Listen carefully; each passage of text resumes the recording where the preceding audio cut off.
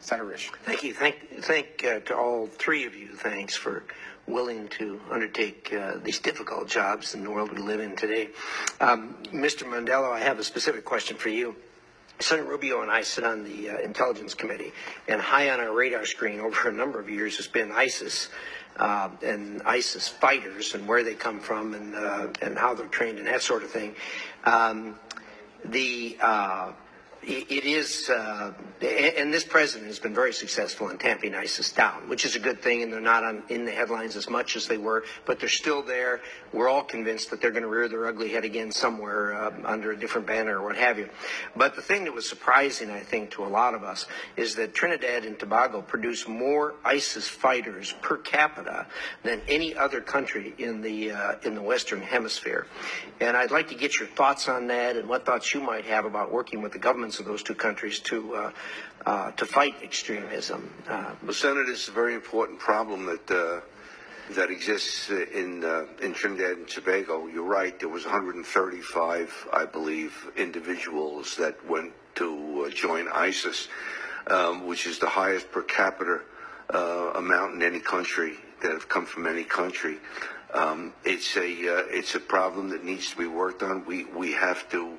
If confirmed, I would help the Trinidadian government as much as I could, together with the members of the agencies that are in my, would be in my embassy, to see if certain things could be alleviated. There's poverty there. There's socioeconomic problems, in spite of the fact that they have a very high GDP in Trinidad and Tobago. Yet we have to have some messaging going on there to let people understand, what we believe in, what we are, and try to help these people to succeed and become employed, and not let these people be so susceptible to joining ISIS and getting involved in that nefarious behavior. Well, I appreciate that, and I hope you'll carry the message to those governments that this is a matter that's on our radar screen, and we are very concerned about it, particularly coming from our own hemisphere and putting people on the ground in other parts of the world to fight American interests there. So thank you very much, and thank you again for your willingness to serve. Thank you, Senator. Thank you, Senator Risch. So, have you ever visited Trinidad and Tobago? Never, Senator. I've never been. That's not disqualifying, but my colleagues, when Democrats were in the majority, would ask that question of every nominee. So I don't find that disqualifying, but it's always interesting to know. Let me ask you, let me just say this. I want to echo, to save time, the comments of questions that have been raised by others. As it relates to getting Trinidad and Tobago to help us at the OAS on Venezuela.